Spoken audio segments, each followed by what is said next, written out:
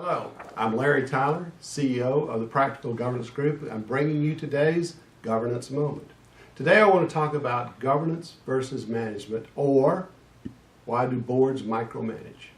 The first reason that boards micromanage is because they are not ever given a job description.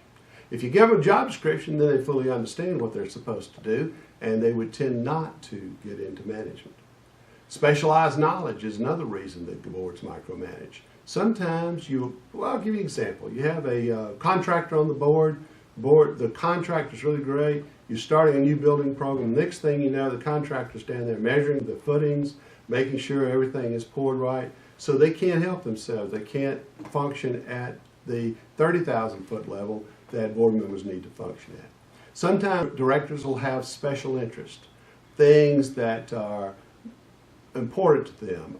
Sally Sue's husband died in hospice, had been to the cancer center for a year and a half.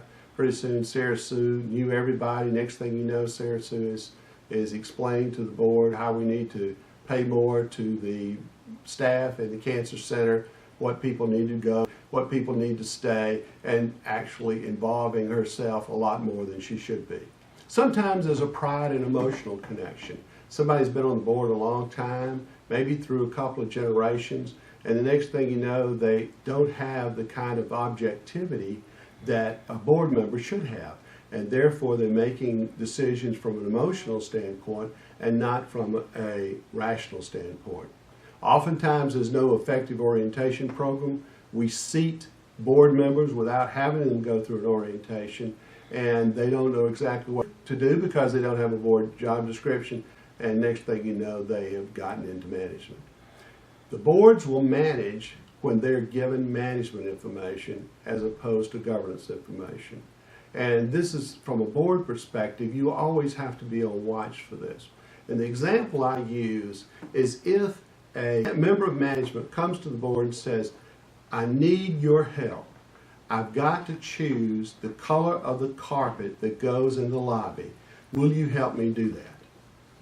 Well, first of all, management should never have come to the board and asked for that kind of information. Never should have done it. And as a board member, you should have said, no, I will not help you choose that. I might second guess the color after you've done it and made that decision, but no, you got to choose that and you have to live with your decision. Sometimes boards micromanage when a crisis arises. And that is a natural thing for them to do. I think that it's almost okay for them to jump into management if the organization is going down the tubes. The question is not whether they should jump in at that point, but whether they can release themselves and get back to governing when the crisis has gone by.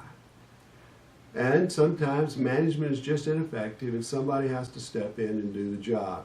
But it should, if they're going to do that on an interim basis, for example, if you fired the CEO and the chairman of the board has become the interim, then that person needs to step out as soon as a new CEO is named.